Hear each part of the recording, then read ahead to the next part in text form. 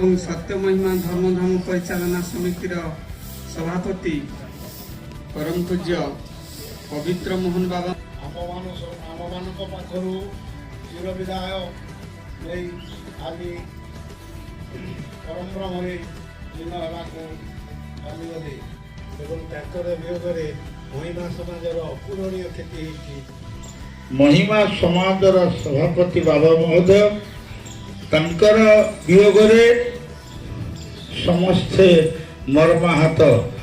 पवित्र बाबा महोदय बाल्य कालरू विशेष करी बाबा महोदय ए समाज रे पूज्य अटंती।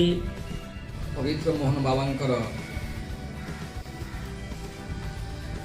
महाप्रयाण हो जाइए। बाबा महोदय आज जो ब्रह्मलीन हो जाइछंती सेथिपाई आमे माने समस्ते ए गोबरा महिमा आश्रम रे एकत्रित होइछु। पूज्य बाबा महोदय आम मानकर बाबा महोदयंकर समसामयिक बांछानिधि बाबा महोदय स्थान रे उपस्थित अछंती। हमर सत्य महिमा धर्मधाम परिचालना समितिर उपदेष्टा आउ ब्रजमोहन बाबा सदस्य प्रसन्न बाबा नकुल बाबा नरोत्तम बाबा आम सुकांत बाबा एवं आउ आमे समस्ते ए स्थान रे उपस्थित होइछु। आम माने प्रथमे बाबा महोदय को उद्देश्य रे 2 मिनिट नीरव प्रार्थना करी महिमा आलेख ब्रह्म नाम ध्वनि डाक दबा तापरे आमर कार्यक्रम रही। बाबा महोदय को उद्देश्य रे स्मृतिचारण एवं से उद्देश्य रे साधु माने भक्त माने देइथिबा लिखित पुस्तिका स्मरणिका उन्मोचन यही सब कार्यक्रम रही। प्रथमे मु अनुरोध करी साधु भक्त मानू बाबा महोदय मानू समस्ते 2 मिनिट नीरव प्रार्थना करिवे एवं गुरु ब्रह्म महिमा आलेख।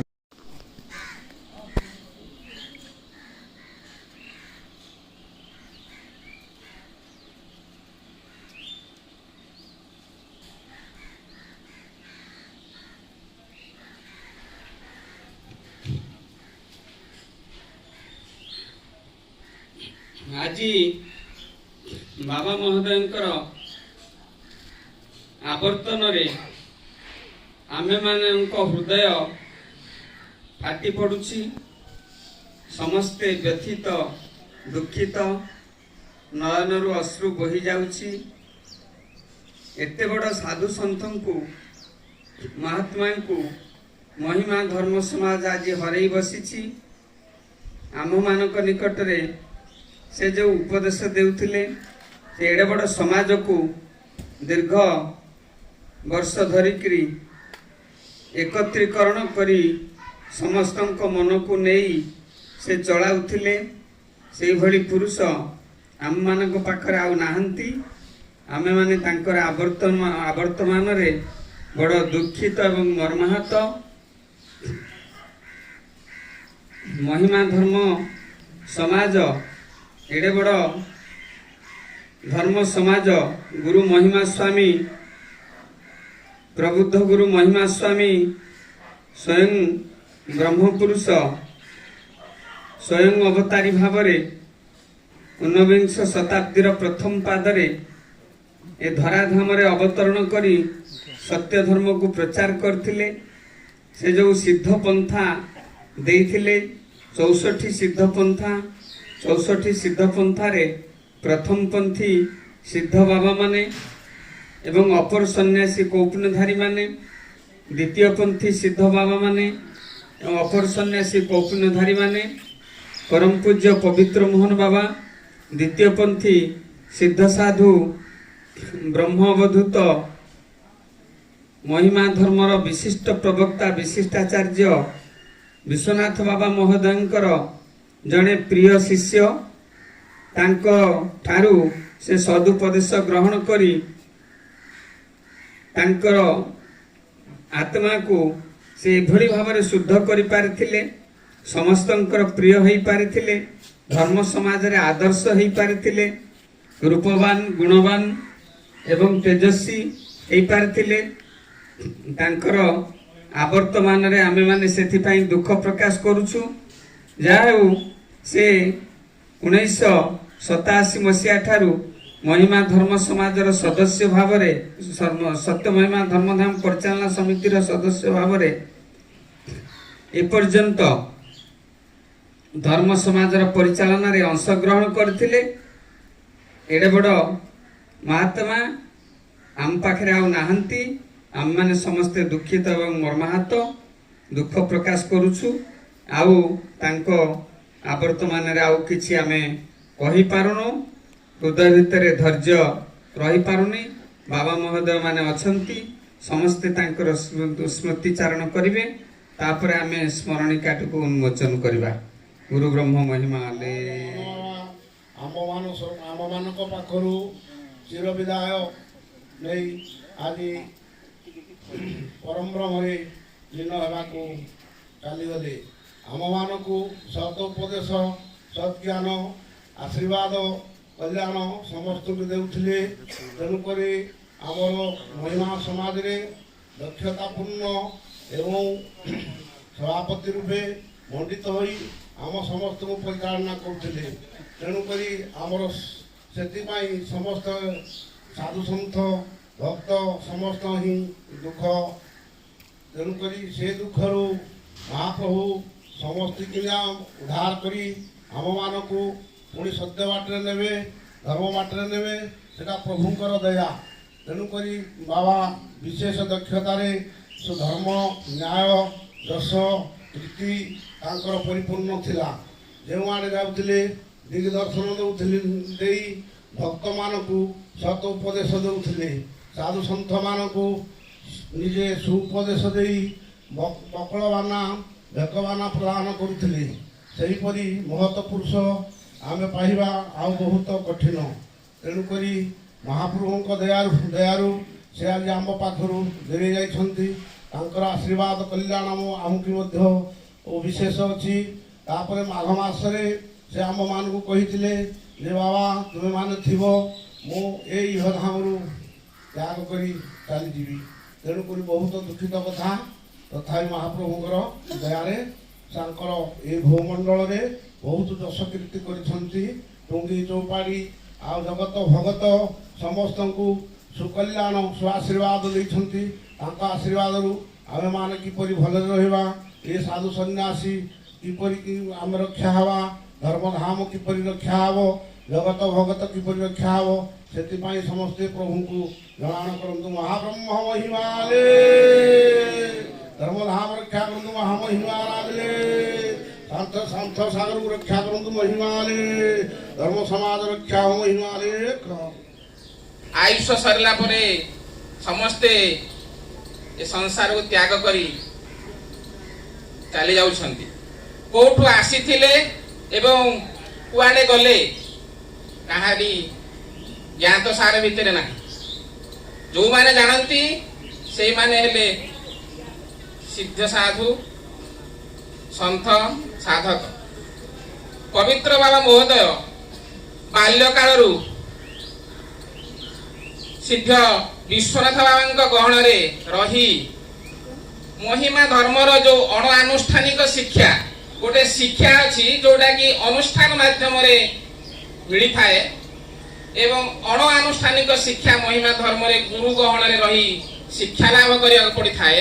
ସେଇ ଅଣଆନୁଷ୍ଠାନିକ ଶିକ୍ଷା ବିଶ୍ୱନାଥ ବାବାଙ୍କର ପ୍ରେରଣା ବା ତାଙ୍କର ନିର୍ଦ୍ଦେଶକୁ ଅକ୍ଷର ଅକ୍ଷରେ ପାଳନ କରି ତାଙ୍କର ଜୀବନ ଶୈଳୀକୁ ଗଢ଼ି ତୋଳିଥିଲେ। ଯୋଉଟାକି ମାୟା ବିଷୟ ତାଙ୍କୁ ସ୍ପର୍ଶ କରିପାରିନଥିଲା। କିନ୍ତୁ ସଂସାରରେ ଆମେ ଜନ୍ମ ଲାଭ କଲେ ଆମକୁ ଏମିତି ମାୟା ଢାଙ୍କି ଦେଇଛି ଯେ ପାଣିରୁ ତିଆରି ହେଇଥିବା ଲୁଣ ପୁଣି ଦିନେ ଯଦି ପାଣିରେ ପଡ଼ିଯିବ ଯେମିତି ମିଳେଇ ଗଲେ ତାର କୌଣସି ପ୍ରକାର ସତ୍ତା ରହେ ନାହିଁ, ସେମିତି ମନୁଷ୍ୟ ଏ ସଂସାରରେ ଜନ୍ମ ଲାଭ କରିଛି। ପୁଣି ଜନ୍ମ ଲାଭ କଲା ପରେ ତାର ଏମିତି ମାୟାରେ ସେ ଆସକ୍ତ ହେଇଯାଏ ଯେ ସେ ଆଉ କିଛି ଜାଣିପାରେନି। ତାର ଜୀବନ ଦୁର୍ବିଷହ ହେଇଯାଏ। ଶେଷ ଅବସ୍ଥାରେ ସେ ହାୟ ହାୟ ହେଇ ଜୀବନ ପରିତ୍ୟାଗ କରେ, ଶାନ୍ତି କିଛି ପାଏ। କିନ୍ତୁ जड़े सन्यासी पक्षरे ताहा हुएनि। सीए माया कौन, संसार कौन एवं जीवन लक्ष्य कौन से उचित भाव में जानी थाए। सत्पथरे साधना पथरे ब्रती होई तार जीवन लक्ष्य पथरे पहुंची थाए। से जीवन जो लक्ष्य पथरे विश्वनाथ बाबा आशीर्वाद रु पवित्र बाबा ताकू ग्रहण करी कार्य रे परिणत करी महिमा समाज रे जने अलौकिक शक्ति भाव में प्रतिष्ठित होई महिमा समाज रो अध्यक्ष थिबा अवस्था रे तांकर देहावसान हला।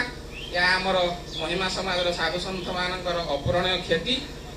किंतु बाबा महोदय बहुत निष्ठा साधना बल रे अनेक साधु संत तांक गहन रे भी थिले एवं तांकर शिष्य प्रशिष्य रहिछंती एवं जगत भक्त समाज रे बहुत आदृत होई रहिथिले।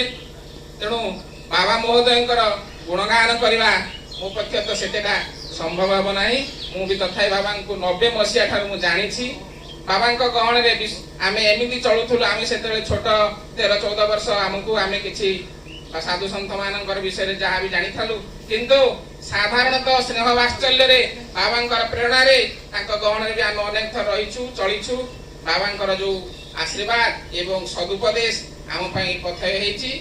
तेणु बाबा महोदयंकर गुणगान कहिले सरीबनी। किंतु मोर आंतरिकता सह मु आज बाबा महोदय को विनम्र श्रद्धांजलि दे स्मृतिचारण करुछि। बाबा महोदय आम प्रति आशीर्वाद करिथांतु। एतिकिरे मोर वक्तव्य विराम करुछि। गुरु ब्रह्म महामहिमाले स्वामी सुधा करंतु महामहिमाले। आज जो सभाटीए आरंभ होइछि से सभाटी होउछि आमर महिमा समाजर सभापति बाबा महोदय तंकर वियोगरे समस्ते मर्माहत। समस्ते जानती समस्ते बुझंती जातस्य हि ध्रुवमृत ध्रुवञ्जन्ममृतस्य च तस्माद् परिहार्यते न त्वं सत्तितो महर्षि। हेले मध्य बाबा महोदय महिमा समाजर विराट स्तंभ भली छिड़ाई तांकरी आज्ञारे महिमा समाजर बाबा महोदय माने एवं महिमा समाज आज सेथि पाई विशेष करी बाबा महोदय ए समाज रे पूज्य अटंती। बाबा महोदयंकर उपदेश बाबा महोदयंकर वाणी ए समाज जन समाज मने पकेइब आ मने पकेइकरी ताहा पालन करिब।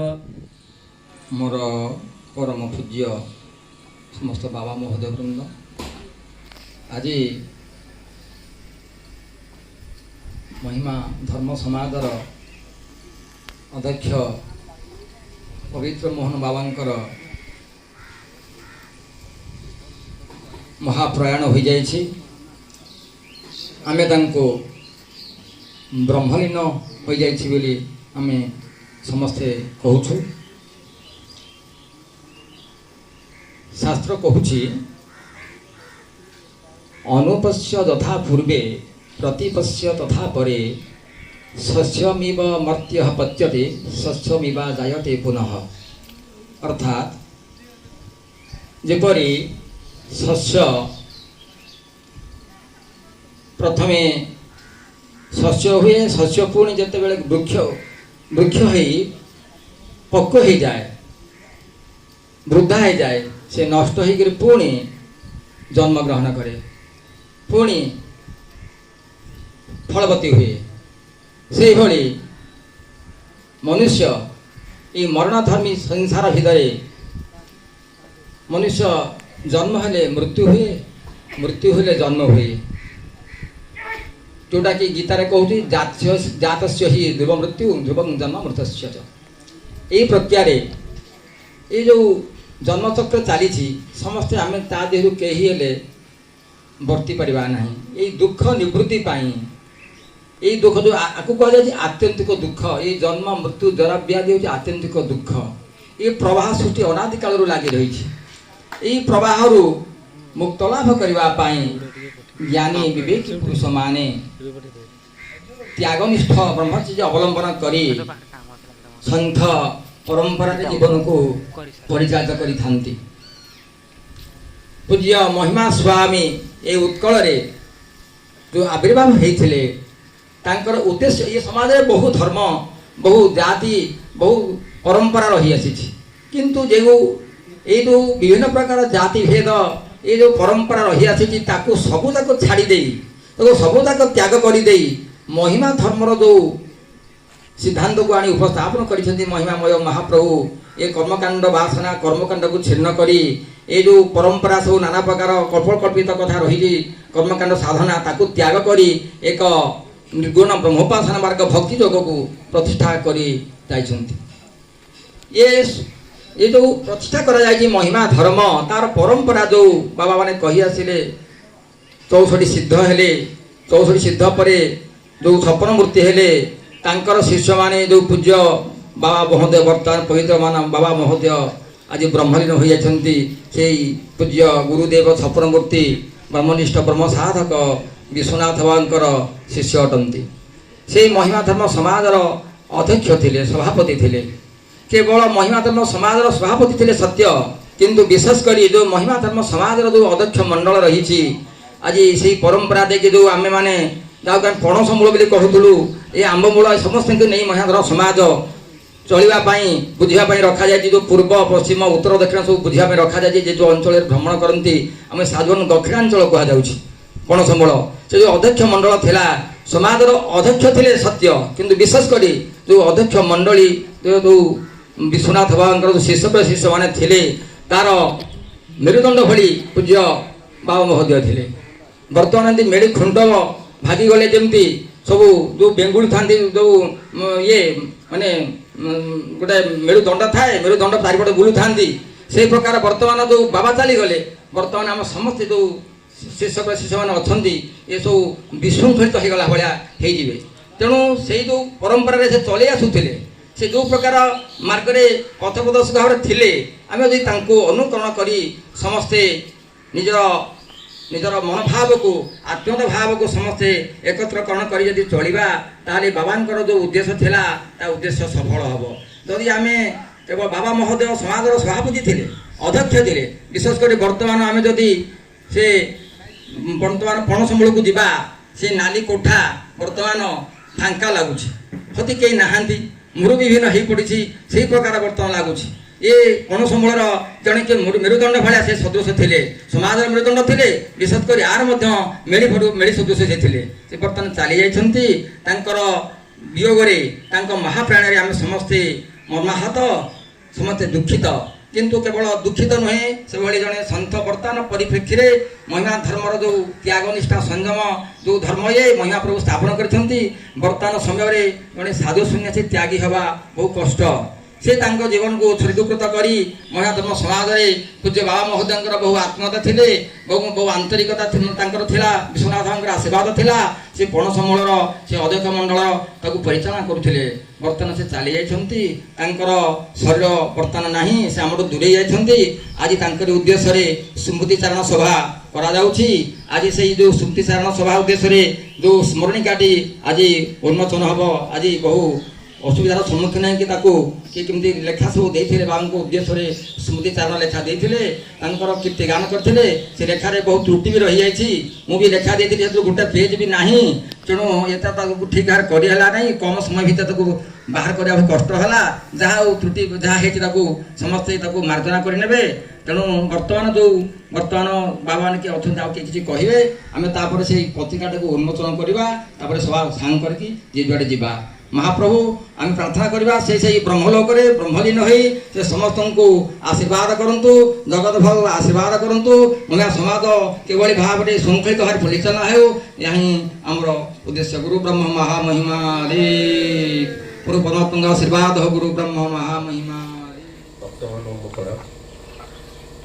ଯାଉ ଏତେ ବଡ଼ ସଭାରେ ମୋତେ ବାବା ସୁଯୋଗ ଦେଇଥିବାରୁ ବାବା ମୁଁ ପ୍ରଣାମ ଜଣାଉଛି। ଆମେ ଦେଖିଛୁ ଛୋଟବେଳେ ପବିତ୍ର ଆମା ଯେତେବେଳେ ଆସନ୍ତି ବିଶ୍ୱ ବାବାଙ୍କ ସହିତ, ମୁଁ ଛୋଟଟା ଥାଏ, ବାବା ମୋତେ ଏଇ କାନ୍ଦ ଦୁଇଟା ଧରି ପେଲନ୍ତି, ମୁଁ ବସିପାରୁଛି କି ନାହିଁ। ସବୁବେଳେ ଆସିବ ମାଆ ଠିଆ ହେଲୁ, ସିଏ ଗୋଟେ କାନ୍ଦ ଉପରେ ଠିଆ ହେବେ, କାନ୍ଦ ଦୁଇଟା କ'ଣ କରିବେ, ଧରିବେ, ଦାବିବେ, ମୁଁ ବସିପାରେନି। ସବୁବେଳେ ଆସନ୍ତି ଏବଂ ବିଶ୍ୱ ବାବାଙ୍କ ସହିତ ମୁଁ ଦେଖିଛି ବାବା ଜଣେ ଅତି ସ୍ନେହୀ ଥିଲେ, ଆଉ ମୁଁ ତାଙ୍କର ଭକ୍ତ, ସେ ମୋତେ ଗୁରୁ ଜ୍ଞାନ ଦେଇଥିଲେ। ତାଙ୍କର ବିୟୋଗ ତ ମୁଁ ଅନୁଭବ କରୁନି, କାହିଁକି ସେ ସବୁବେଳେ ମୋ ଆଖି ଆଗରେ ଦେଖାଯାଉଛନ୍ତି, ଏବେ ବି ଦେଖାଯାଉଛନ୍ତି ବାବା ବସୁଛନ୍ତି କେଉଁଠି ବୋଲି। ମୁଁ ତାଙ୍କୁ ବିୟୋଗ ବୋଲି କହିବିନି, ସେ ଅମର ସବୁବେଳେ ମୋ ପାଇଁ, ମୋ ଅନୁଭୂତିରେ। ଆଉ ବାବାଙ୍କ ବିଷୟରେ ବେଶୀ କିଛି କହିବାକୁ ଚାହୁଁନି। ସେ ଅତି ନିର୍ମଳ ଥିଲେ ଓ ଅଳ୍ପ କଥା ବି କହନ୍ତି, ବେଶୀ ଜିନିଷରେ ମୁଣ୍ଡ ଖେଳାନ୍ତିନି, ଅତି ନିଷ୍ଠାପର ଥିଲେ। ମୁଁ ତାଙ୍କୁ ଛୋଟବେଳୁ ଦେଖି ଆସିଛି, ଯେତେବେଳେ ବକଳ ନେଇନଥିଲେ ମୁଁ ବି ତାଙ୍କୁ ଦେଖିଛି, ଆମ ଘରକୁ ଆସନ୍ତି। ଆଉ ଆଜି ତାଙ୍କର ଏଇ ସ୍ଥାନକୁ, ପବିତ୍ର ସ୍ଥାନକୁ ମୁଁ ଆସିଥିବାରୁ ମୁଁ ନିଜେ ଅତି ଧନ୍ୟ ମନେ କରୁଛି। ଆଉ ସାଧୁଙ୍କ ମେଳନରେ, ଏତେ ସାଧୁଙ୍କ ମେଳନରେ ଆଜି ସୁଯୋଗ ପାଇଥିବାରୁ ମୁଁ ସମସ୍ତଙ୍କୁ ସମର୍ପଣ କରୁଛି। ବାବା ମହୋଦୟଙ୍କର ପଦାରବିନ୍ଦରେ ମୋର ଶରଣ। ଆଜିର ପରମାତ୍ମାର ଲୀନ ଆତ୍ମା, ପବିତ୍ର ଆତ୍ମା, ପବିତ୍ର ବାବା ଆଜି ବ୍ରହ୍ମଲୀନ ହୋଇଛନ୍ତି ସତ, କିନ୍ତୁ ତାଙ୍କର ଶରୀର ଲୀନ ହୋଇଯାଇଛି ସିନା, କିନ୍ତୁ ସେ ଏପର୍ଯ୍ୟନ୍ତ ବି ମଧ୍ୟ ସମସ୍ତଙ୍କ ଦୃଷ୍ଟିଚକ୍ଷୁରେ ତାଙ୍କର ସ୍ୱରୂପ ଦର୍ଶନ ହେଉଛି। ସେ ବାବା ଆଜି କଥା କହୁଛନ୍ତି ବୋଲି ଆମେ ସମସ୍ତେ ଅନୁଭବ କରିପାରୁଛେ। ସେ ବାବାଙ୍କର ଭାଷା ଶୈଳୀ ଆଜି ଆମକୁ ମର୍ମାହତ କରୁଛି। ବାବା ଅତି ପ୍ରିୟ ଥିଲେ, ସମସ୍ତଙ୍କୁ ସ୍ନେହ ଶ୍ରଦ୍ଧାରେ ବାନ୍ଧିଥିଲେ, ସମସ୍ତଙ୍କୁ ପ୍ରିୟ ବୋଲି ଭାବି ଏତେ ବଡ଼ ସମାଜର ଦାୟିତ୍ୱ ମଧ୍ୟ ସେ ବହନ କରିଥିଲେ।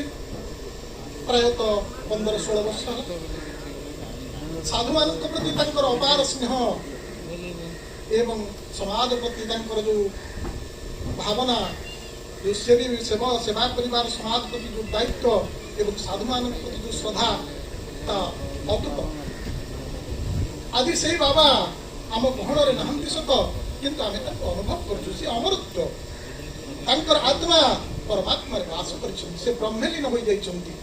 ଯେଉଁ ଜାଗାକୁ ଯିବା ପାଇଁ ସମସ୍ତ ମୁନି ଋଷି ତପସ୍ୱୀ ମାନେ ପ୍ରଭୁଙ୍କ ପାଖରେ ପ୍ରାର୍ଥନା କରନ୍ତି, ପ୍ରଭୁ ମୋତେ ସେ ପାଖକୁ ପହଞ୍ଚେଇ ଦେ, ବାବା ଆଜି ସେଇ ପାଖରେ ପହଞ୍ଚି ଯାଇଛନ୍ତି, ସେ ଅମରତ୍ୱ ଲାଭ କରିଛନ୍ତି। କିନ୍ତୁ ଆମେ ଏ ମାୟାମୋହ ସଂସାର ମଧ୍ୟରେ ରହିବା, এই কলুষিত সংসার ভিতরে রহি এই বিষয়ারসরে মাতি জীবনକୁ অতিবাহিত କରୁଛୁ। କିନ୍ତୁ ବାବା ଅମରାତ୍ମା ହୋଇଯାଇଛନ୍ତି, ପରମାତ୍ମାରେ ଗତି କରି ଯାଇଛନ୍ତି। ଯେଉଁ ଜାଗାକୁ ଯିବା ପାଇଁ ସବୁ ସାଧୁ ସନ୍ଥମାନେ ଆଜି ବକଳ ବାଣ ଧରି କୌପରି ଧାରଣ କରି ସମସ୍ତେ ସେଇ ପରମାତ୍ମାକୁ ପ୍ରାର୍ଥନା କରୁଛନ୍ତି। ବାବା ଆଜି ସେଇ ଜାଗାକୁ ଚାଲି ଯାଇଛନ୍ତି। କ'ଣ କହିବି ବାବାଙ୍କ ବିଷୟରେ, ଯେତେ ବି କହିଲେ ତାହା କମ୍ ହୋଇପଡ଼ିବ। କାରଣ ବାବାଙ୍କର ଶ୍ରଦ୍ଧା, ସ୍ନେହାନୁଭୂତି ଏବଂ ତପସ୍ୟା ଅତି ପୁଣ୍ୟମୟ ଥିଲା। ସେ ପୁଣ୍ୟମୟ ଶରୀରରେ ତାଙ୍କର ସେଇ ଯେଉଁ ପାର୍ଥିବ ଶରୀର, ସ୍ଥୂଳ ଶରୀର, ତା ସୂକ୍ଷ୍ମ ଶରୀରରେ ପରିବର୍ତ୍ତନ ହୋଇ ତା କାରଣ ଶରୀର ହୋଇ ପରମାତ୍ମାରେ ଲୀନ ହୋଇଯାଇଛି। କୈବଲ୍ୟ ତାକୁ ପ୍ରାପ୍ତ ହୋଇଯାଇଛନ୍ତି ବାବା। ସେଇ ମୋହ ସଂସାରରୁ ମୁକ୍ତି ହୋଇ ଏହି ପରମପଦ, ପରମ ମହିମା ଧର୍ମକୁ ଧାରଣ କରି ବାବା ଆଜି ସେଇ ମହିମା ସ୍ୱାମୀଙ୍କୁ ଚେତନା ଚିନ୍ତାଧାରା ଭିତରେ ପ୍ରାର୍ଥନା କରି ତପସ୍ୟା କରି ବାବା ଆଜି ପରମଧାମରେ ଅଛନ୍ତି। କ'ଣ କହିବା, ବାବା ମହୋଦୟ ମାନେ ବାବାଙ୍କ ବିଷୟରେ ଯେତେ କହିଛନ୍ତି, ମୁଁ ବା କ'ଣ କହିବି, ମୁଁ ତ ଛୋଟିଆ ଭକ୍ତଟେ, କ'ଣ କହିପାରିବି ତାଙ୍କ ବିଷୟରେ। ଏତିକି କହୁଛି, ବାବାଙ୍କର ଆତ୍ମା ସେ ପରମାତ୍ମାରେ ହିଁ ଲୀନ ଥାଉ ଏବଂ ବାବାଙ୍କର ଆତ୍ମାକୁ ସମସ୍ତେ ସଦ୍ଗତି ପାଇଁ କାମନା କରନ୍ତୁ ଏବଂ ବାବାଙ୍କର ଆତ୍ମା ସଦାସର୍ବଦା ଆମମାନଙ୍କ ମନ ଭିତରେ ବିକଶିତ ହେଉ। ବାବାଙ୍କର ସେ ବାଣୀ, ବାବାଙ୍କର ସେ ଯେଉଁ ରୂପ ଆମ ମନ ଭିତରେ चक्षु दृष्टि रे आमको सब बेले जाजुल्यमय भाव में दृश्यमान करंतु आम समस्त आशीर्वाद करंतु ये समाज को सुरक्षा पाई प्रभु पाखरे से ब्रह्म रे थाई से समाज सुरक्षा पाई बाबा से ही चेष्टा करंतु समस्त मन रे सुहृद सुचिंताधारा सुज्ञान प्रकाशित करंतु धर्म रक्षा हो समाज रक्षा हो बाबा मानकर कर्तव्यनिष्ठता भाव में आशीर्वाद करंतु बाबा यही कही मोर वक्तव्य शेष करती बाबा शरण रक्षा कर अमर धाम रे थाई महिमा रे